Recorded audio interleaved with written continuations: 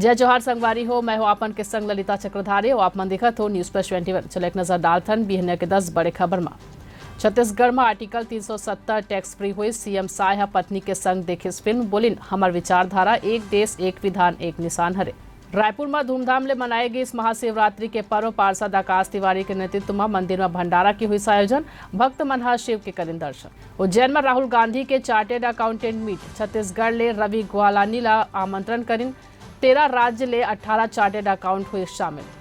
कांग्रेस के पहली लिस्ट में 39 नाम, 4 महिला मन शामिल। केरल ले सबले ज्यादा 16 कैंडिडेट। राहुल गांधी वायनाड ले लड़ी। पेट्रोल डीजल के दाम कम कर सकते सरकार, आज केंद्रीय मंत्री हरदीप पुरी करही प्रेस कॉन्फ्रेंस। महाराष्ट्र में अजीत पवार ला मिल सकते 4 सीट, एकनाथ शिंदे गुट 12 सीट पर लड़ सकते चुनाव। गुजरात के मोरबी में निर्माणाधीन मेडिकल कॉलेज के भवन डहीस, 4 हुई घायल।